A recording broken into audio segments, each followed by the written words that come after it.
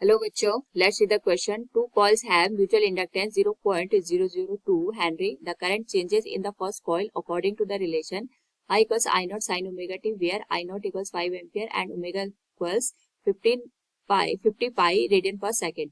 The maximum value of EMF in the second coil is pi by alpha volt. The value of alpha is here.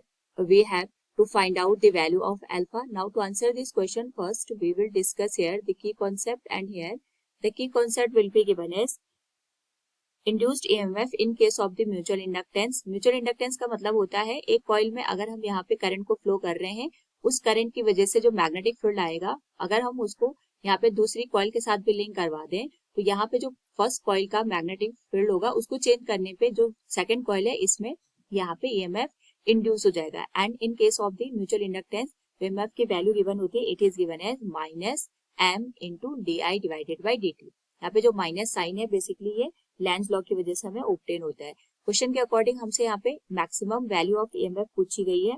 तो सबसे पहले हम यहाँ पे जो EMF की वैल्यू है उसको कैलकुलेट करेंगे. That will be given as minus m into D divided by D T.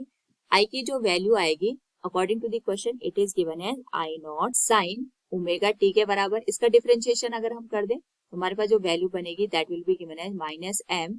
I nought की वैल्यू तो सेम आएगी, I not sine omega T का जो डिफरेंशिएशन है that will be equal to cos omega T, और omega यहाँ पे बाहर आ जाएगा. That could be written as omega cos omega T के बराबर. नाउ m की जो वैल्यू है according to the question that is given as minus 0.002 आ जाएगा.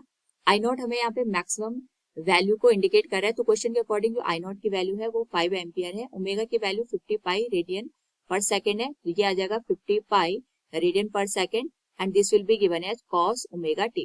क्वेश्चन के अकॉर्डिंग ये हमारे पास EMF की इक्वेशन बन गई. लेकिन हमसे क्वेश्चन में पूछा गया the maximum value of EMF in the second coil is pi by alpha. तो हमें केवल मैक्सिमम वैल्यू से मतलब है. यहाँ पे जो ये पूरी होल वैल्यू है दैट इज जो हमने cos ओमेगा टी से पहले की वैल्यू दे रखी है वो EMF की मैक्सिमम वैल्यू एम्पलीट्यूड को इंडिकेट कर रहा है. तो हम लिख सकते हैं EMF मैक्स की जो वैल्यू होगी दैट विल बी गिवन है 0.002 इंटू 5 इंटू 50 इंटू पाई.